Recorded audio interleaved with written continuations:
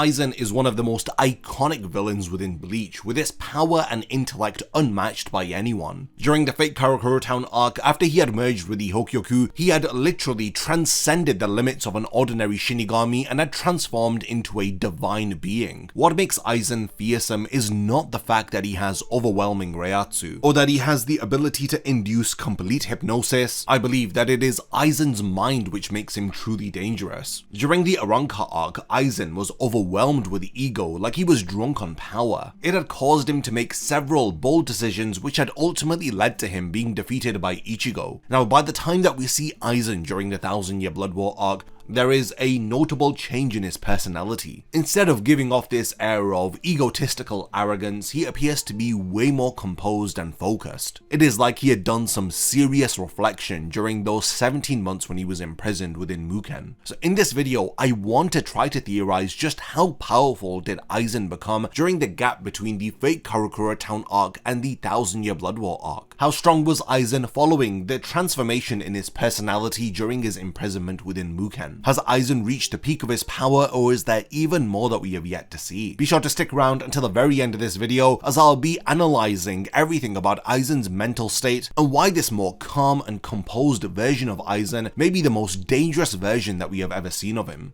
We got really tired of the same old boring anime shirts, so we decided to launch Getsuga.com with the aim of creating designs inspired by our favorite anime and manga. We came up with designs that look cool and represent all of our favorite stories. Check out the latest Instinct collection, which features some amazing designs like this Frosted Heavens design inspired by Toshiro Hitsugaya, or this Instinct design inspired by Hollow Ichigo, and my personal favorite, which is the Heart design, which was inspired by Ukiura Shifa. Do not miss out, go to Getsuga.com and wear your favorite stories. In Bleach Volume 20, End of Hypnosis, Aizen reveals his true motives to the Gote 13. In response to Ukitake, he says to him from the very start, no one has stood upon the heavens. Not you, not I, not even gods. However, that unbearable vacancy on heaven's throne ends now. From now on, I will stand upon the heavens. In chapter 423, 10 days after Aizen was sealed in Urahara's Kido, we see him during his sentencing in front of the Central 46. They declared that the sentence for Aizen, the former captain of the 5th Division,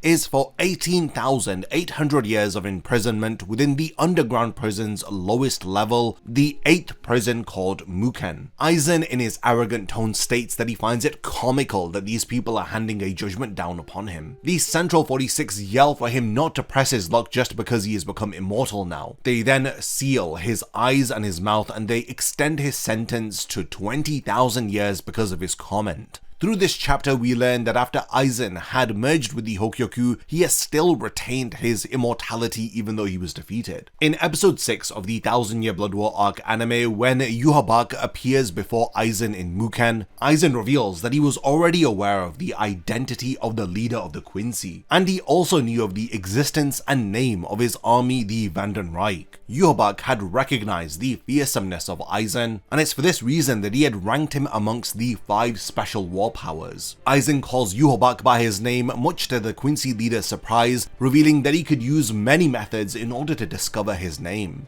So it seems even though Aizen is imprisoned within the lowest level of the central great underground prison, he is still able to sense the movements of Reiatsu on the ground level, thus explaining how he was aware of Yhwach and his army invading the Soul Society. Yhwach does invite Aizen to join him, as he states that they share the same goal of wanting to destroy the Soul Society. Aizen refuses, stating that he cannot stand to see the Quincy leader following in his footsteps. It is to be noted here that Aizen's mouth and his eyes are sealed, and the way that he is communicating to Yhwach and even later Shunsui is via his Reiatsu, which is so immense. When Yhwach walks away after Aizen's refusal, Aizen states that the Quincy leader had only come to Muken because he had perceived Aizen's power to be a threat. Yhwach agrees with Aizen's assessment, as he adds that since he has fused with the Hokyoku, it would take far too long to kill Aizen, or for the Quincy to restrain Aizen and take him with them. Aizen states that it's probably for the best that they spend as little time together as possible, working towards that shared goal that they have. He determines that both both of them would eventually want to eliminate one another because their shared goal is reliant upon one person taking over the Soul King. Yhwach is not going to concede to Aizen, and Aizen is not going to concede to Yhwach. So it's for this reason that Aizen determines that it's futile for them to team up. This is the first proper time that we see Aizen following those 17 months after his defeat. We can tell that there is a notable shift in his personality. He doesn't even entertain the idea of joining Yhwach and then betraying him later, as he appears to be more than content to remain within Muken. While he is imprisoned, he can sense everything that is going on in the outside, so Aizen still retains that dangerous characteristic of having knowledge over the current goings-on within the Soul Society.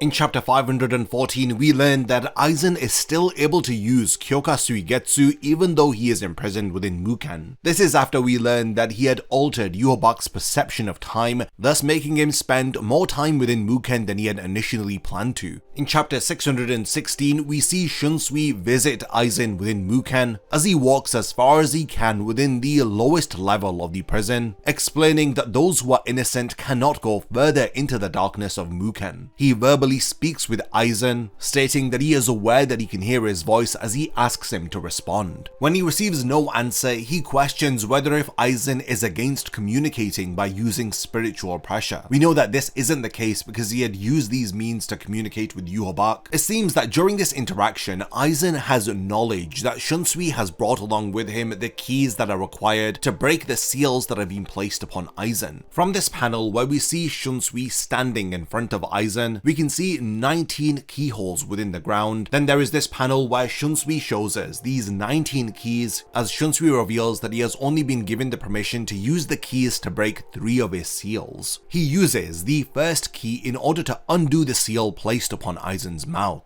He states that Aizen should now be able to verbally communicate instead of using his spiritual pressure. He states for an ordinary person they wouldn't be able to use their mouth after it's been shut for 2 years, but he assumes that this isn't going to be the case for Aizen. Aizen responds to him verbally stating that he is correct, but Shunsui is shocked as he sees Aizen approaching him, as he thinks to himself that he had only removed the seal that was placed upon his mouth. So how is it that he had removed the other seals? Now, because Aizen's spiritual pressure is so intense, he exudes that much that he can make his spiritual pressure take on his physical form, thus allowing him to appear in front of others who have the ability to perceive spiritual pressure, like he is doing here with Shunsui. He asks Shunsui what's the matter as he has 2 more keys that he can use. Shunsui then immediately uses 2 further keys to undo the seal on Aizen's left eye and both of his ankles. Shunsui took a major precautionary measure before he had met with Aizen in Muken. He had buried the key to Muken within his heart. This was the condition that the Central 46 had given to him in order for him to have been allowed to remove 3 of Aizen's seals. So if Shunsui is killed, the gate to Muken will be closed forever. The Central 46 had assumed that Aizen would have gone as far as to kill Shunsui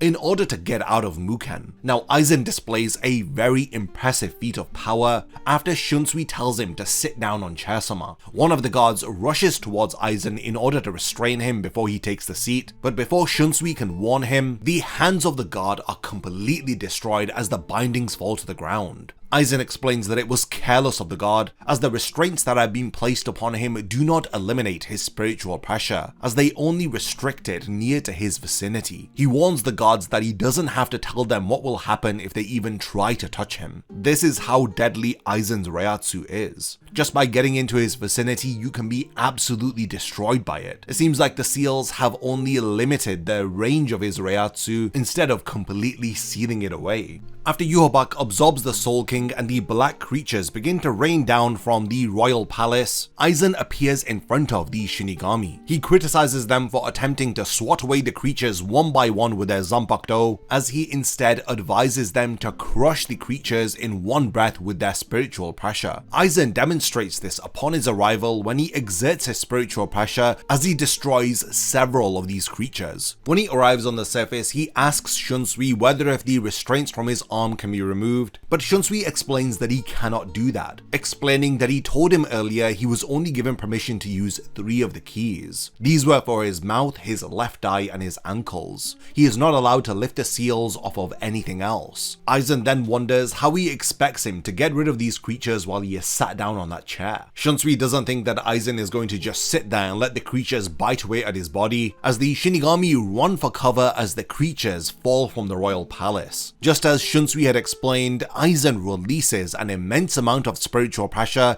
Again, this is contained within his surroundings, as an invisible force field above Aizen's body destroys all of the creatures that are about to fall on him. Immediately following this, Aizen reveals that he has the ability to use a high-level Hado spell, Hado number 90 Kurohitsugi. This is despite him having multiple seals on his body and while he is tied down to Chair-sama. Hisagi even comments upon the incredible power of Aizen, as even all of the debris around him has disappeared. Urahara is utterly shocked by Aizen's Kurohitsugi, which he comments was performed without an incantation. He makes a remarkable comment here, stating that Aizen may be stronger than when he had fought against Ichigo. Renji even says so he got stronger while he was detained within Muken, calling Aizen a monster. Aizen knows that the Kurohitsugi was a bit of an overkill for the black creatures, but his true purpose for using it was an attempt to try and destroy the chair that he is sitting on. He had guessed that the material that the chair is made up of is different to the cross that he is binded to within Muken. Renji is even stunned, stating that he had purposefully aimed the Kurohitsugi at himself. I hope that you're getting a picture now of just how powerful Aizen was during the 1000-year Blood War arc. It appears as though he is leagues above what he was at the end of the Arrancar arc. This is taking into consideration that only 3 of those 19 seals have been removed from his body. So Soifon states that while those black creatures are not here, they need to destroy the canopy of the Serete, but Aizen states that that won't be necessary, explaining that the intense gravity of Kurohitsugi has created a tear within the canopy, which is made up of highly dense reishi. All he needs to do is strike this gap once more with his spiritual pressure and the canopy will destroy itself.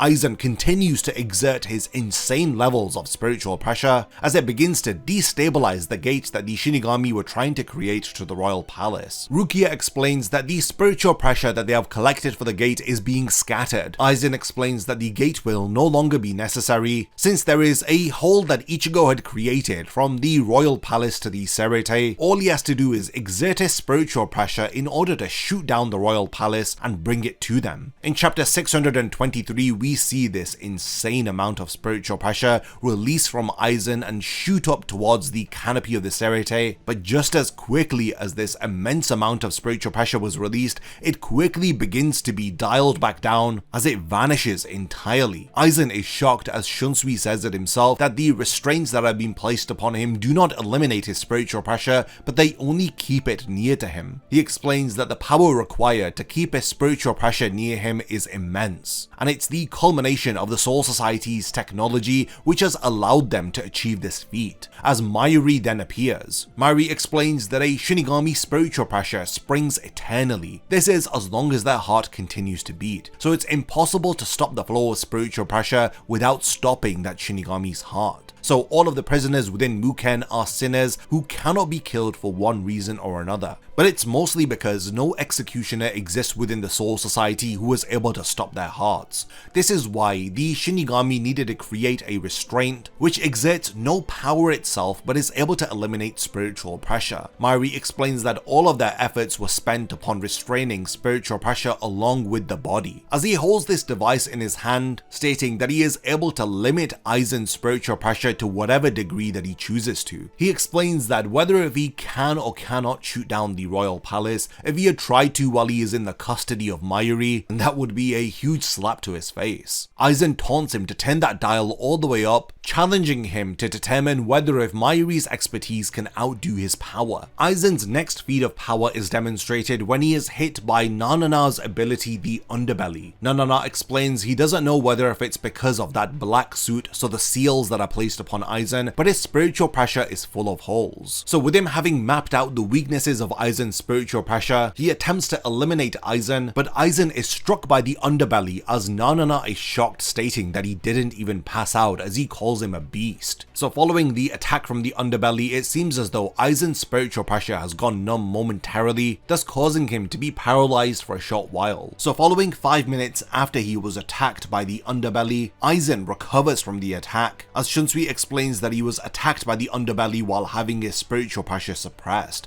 and all it did was immobilize him for about 5 minutes. So Shunsui and the other Shinigami leave Aizen behind in the Soul Society while they travel to the Royal Palace. I'm guessing that they have left Aizen in the Soul Society as a failsafe in case they are unable to defeat Yhwach. In chapter 682, after Yhwach appears to have defeated everybody and arrives within the Soul Society, Aizen, who is seated upon Chair-sama, welcomes him to his Soul Society. Now we truly get to appreciate just how powerful Aizen is after Yhwach destroys Chair-sama, thus freeing Aizen from all of his bindings. Following this, Aizen states that now that he is free, he is able to stop him. Yhwach is puzzled as he questions whether if Aizen wants to fight him for the Soul Society, as he wonders how is this going to benefit him. Aizen clarifies his motive here, stating that he is not doing this for his own benefit, stating that he desires to crush those who try to control him. This has always been the underlying motive for why Aizen takes action. So suddenly, Ichigo and Renji attack Yhwach from behind, but after Yhwach begins to attack Ichigo, Aizen, using his Kyoka Suigetsu, attacks Yhwach disguised as Renji. As Yhwach severs Aizen's left arm, Aizen then returns to his normal form with his Zanpakuto still attached to his body, as it appears as though he is protecting Renji from Yhwach's attack, as Aizen responds by releasing Hado number 99 Goryu Tenmetsu. This destroys the ground that they were standing on as a large dragon appears in the air, so Aizen rushes towards Yhwach, who points out to Aizen that his Kyoka Suigetsu is already broken.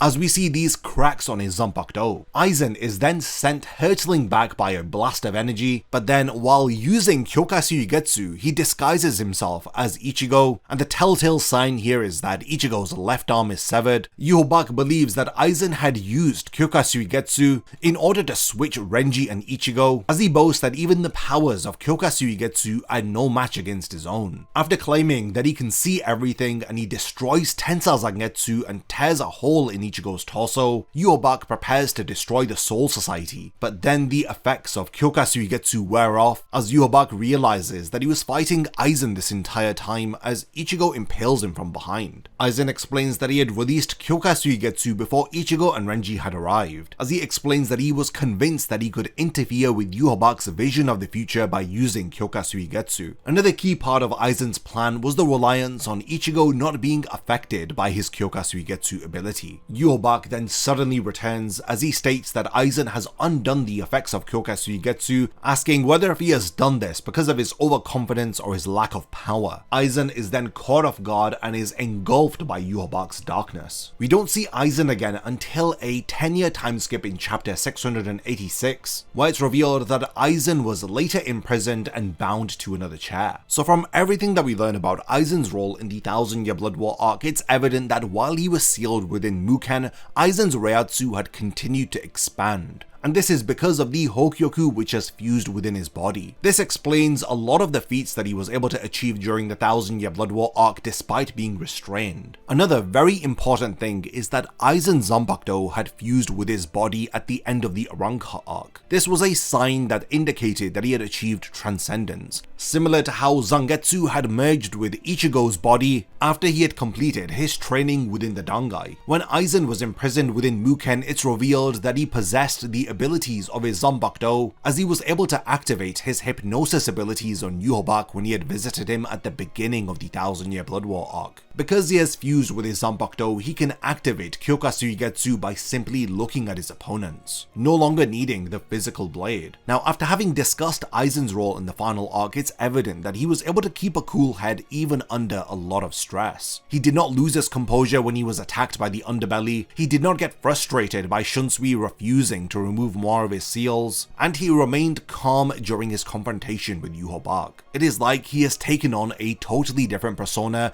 compared to that of the Arrancar arc, where he was far more impulsive and arrogant. It appears as though he had gained even more IQ points during those 2 years within Muken. There's just a very intimidating air about him during the 1000-Year Blood War arc, as it's much harder to read what is going on within his mind, and at the same time he appears to be even more calculated than before, as it's hard to pinpoint his true motive, as even Yhwach struggles to understand how it benefits Aizen by protecting the Soul Society. Now, despite Aizen not having all of these Hokyoku-induced transformations, this power has instead shifted into his core Shinigami abilities, as he had casted high-level incantation-less Kido spells like Kurohitsugi, and these spells had released immense amounts of power, even shocking Urohara, as he commented that he appears to be even stronger than when he had fought Ichigo. Another key point to Aizen's strength is the immortality that he has gained. This again is thanks to him fusing with the Hokyoku. This means that he is able to survive really fatal injuries like those that were inflicted upon him by Yhwach at the end of the series, where he had lost his left arm and he was impaled by the Quincy leader. I believe that Aizen played a massive role during the 1000-Year Blood War arc. Without him, we wouldn't have known that Yhwach's perception of the future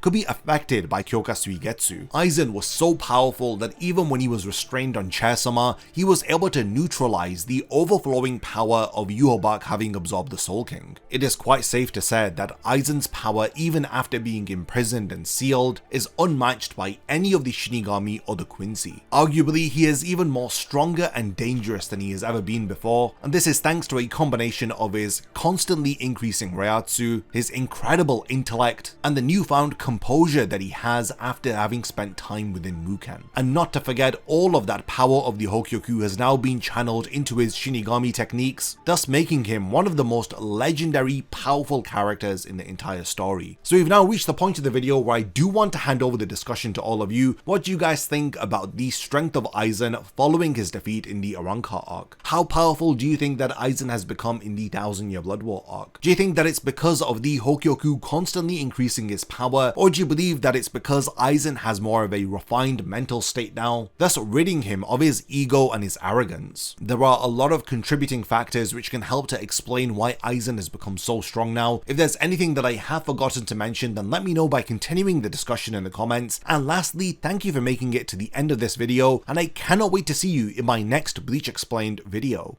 A massive thank you goes out to all of my amazing Patreon supporters for helping to make this video possible. If you also want to support the channel and see your name in the end of my videos, then check out my Patreon, which has loads of perks like early video access and so much more. Thank you for sticking around till the end of the video, and whatever you contribute will mean a lot to me.